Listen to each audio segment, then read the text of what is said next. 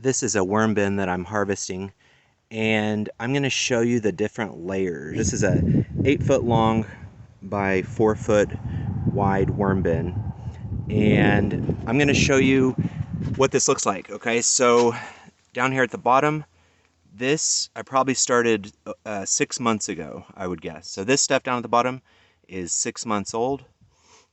This stuff up here is probably a month old. I probably put that on there a month ago.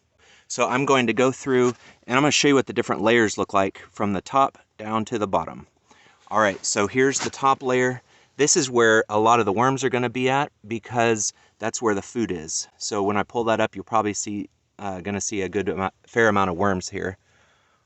All right, and I didn't get a very good handful there, but there's a little guy there. But this is very loose.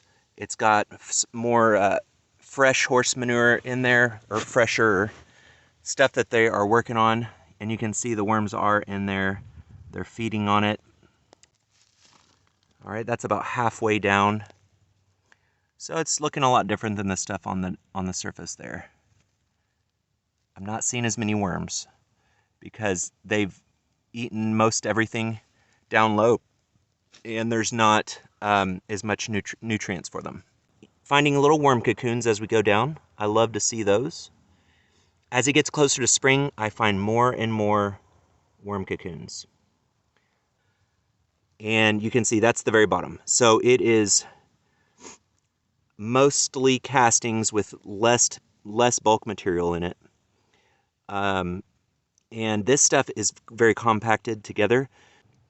I would break it apart, leave it on a tarp, and let it dry out some because it's very compacted. And then it'll harvest really well. Or if there's not many worms in it, I could just use it and not even have to harvest it. So this is still pretty crumbly, but you can see there's not a whole lot of stuff in there other than the vermicompost, the worm castings. So that's kind of the different layers. Again, I'll do what the very bottom looks like. All right, so that's the very bottom. Kind of caked together there. It does have to be broken up. All right, not as many worms down here because there's not as much nutrients, not as much food for them. All right, and then here's the top layer. And that's, the worms are eating the up top, getting their nutrition.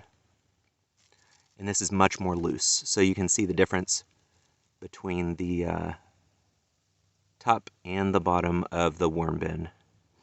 So I would never start a worm bin this deep.